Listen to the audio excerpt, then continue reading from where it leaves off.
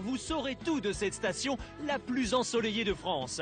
Au sommaire de votre magazine de la découverte, nous embarquerons à bord de ce train mythique des Pyrénées.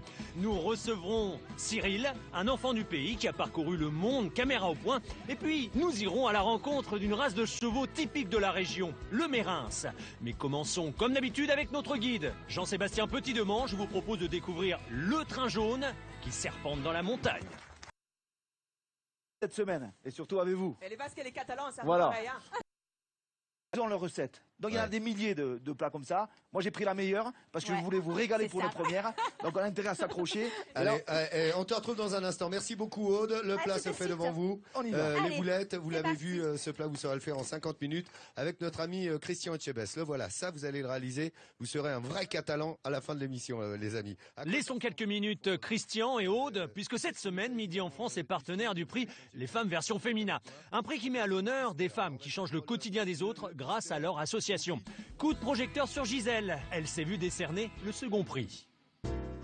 Lorsque l'on entend parler du quartier de la Madeleine d'Évreux, il s'agit généralement de faits divers ou de violences urbaines. Pourtant, en plein milieu des HLM, l'association de la Madeleine offre un tout autre visage du quartier.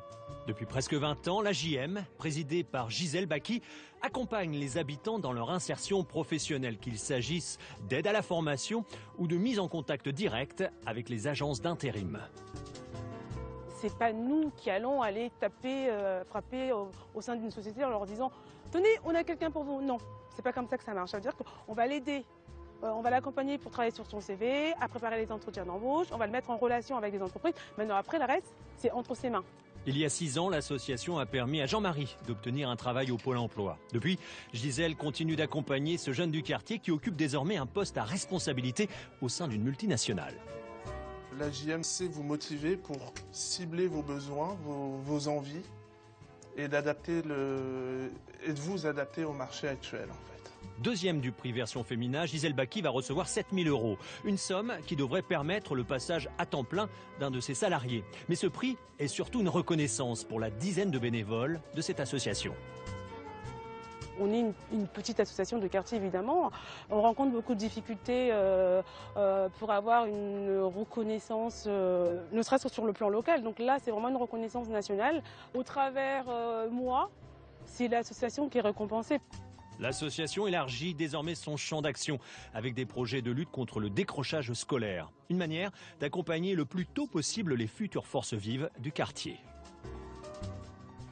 Retour dans les Pyrénées avec notre chroniqueur régional Johan. Il nous emmène maintenant à la rencontre d'un enfant du pays, c'est le chanteur Kali. Alors si je vous dis, elle m'a dit, qui se soucie de moi car